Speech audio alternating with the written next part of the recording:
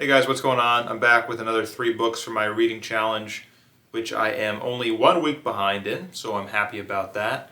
And if you remember last video, I said there was no way I was going to be able to finish that book by the end of the week, but here we are. Finished the book and made a video. Believe in yourself, kids. Per usual, I'm going to start with the one I like the least. This time that's Kurt Vonnegut, Mother Night. Not that I didn't like this book, I always like Kurt Vonnegut. Oh, and I'm going to start cycling through cover art on the top corner here. One of my favorite YouTubers, Bookpill, does this, and I always love seeing all the different eras of covers, and especially for Kurt Vonnegut, that's going to be cool. So, shout out to Bookpill. And that way I don't have to keep flashing this book into your face, which you probably don't appreciate. I always like Kurt Vonnegut. His writing is super smooth and super readable, but I've read enough where I kind of understand his main points. He's always anti-war, which he did a lot better in Slaughterhouse-Five. He always speaks about tribalism, which he did a lot better in Cat's Cradle. I know it's kind of unfair for me to say, oh, well, you did that better in this masterpiece. But that's what it is. This one's about an undercover American agent who's working as a Nazi propagandist in World War II Germany. And when the war ends, he manages to evade punishment, but finds himself in America persecuted eventually anyways. And for whatever reason, the government won't come out and say that he was on our side, so everyone hates him, even despite what he says. And that is kind of the main moral of this one, and the one that kind of separates it from other Vonnegut books I've read, is the idea that you are what you pretend to be. Which is an interesting one, and one that can't be denied. I mean, everyone says fake it till you make it, right? Meaning that you're going to pretend to be something until you are something.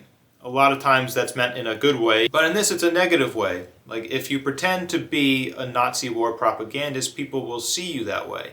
And ultimately, truth is what the most people believe to be true, which is a terrifying thought, I know, but undeniable. And to most people, the main character was a Nazi war propagandist, so that's what he is. When he comes back to the States, he has anti-Semites flocking to him for advice and for camaraderie, and of course he has Jewish people and otherwise humane people despising him.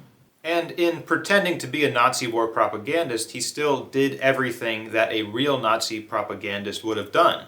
He incited violence against the Jews, he gained credibility to the Nazis.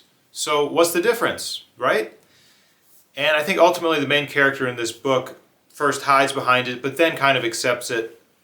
Like I said, I wasn't blown away by it. I'd put at least 3 or 4 other Kurt Vonnegut books above it, but it's Kurt Vonnegut. Can't go wrong.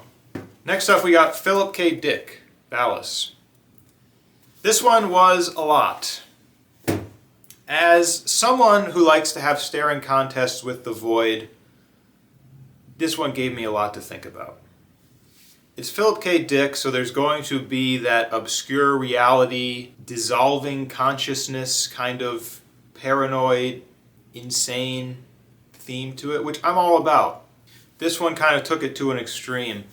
It took me a while to get into it because the first half, I'd say maybe a little more than half, was just insane ramblings. It was more or less the main character, whose name of course is Horse Lover Fat, who's created his own religious doctrine due to a pink light that was aimed at him and contained divine information, divine inspiration, and him attempting to reconcile that to his similarly insane friends. Very much like a Scanner Darkly, but just kind of more dense than a Scanner Darkly, more technical. At times it felt like I was reading a philosophical journal of an insane person, which I think is what he was going for. At the beginning, you're led to believe that Horse Lover Fat is completely insane.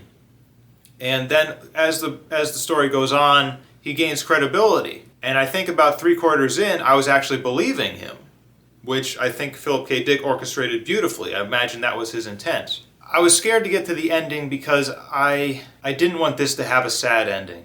I didn't want this to have a depressing ending because it's something I think about a lot, about your own perception of reality and how easily that's shaped and how easily that's skewed, and how there needs to be hope that you can have a firm reality that's not constantly being questioned by all these outside forces.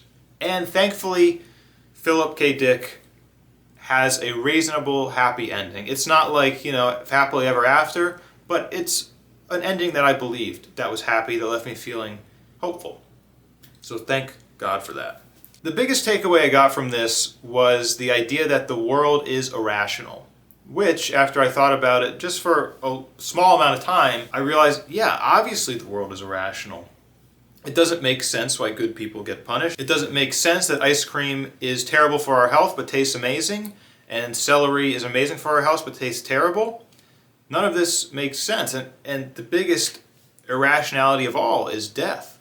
And that's something that I believe is impossible to fully wrap your mind around. So the idea that we are beings that are aware that we will die causes a lot of mental strain. And people deal with that in a multitude of ways, namely religion, which is kind of a communal insanity. I don't mean that to be insulting to anyone, but that's what this book is about.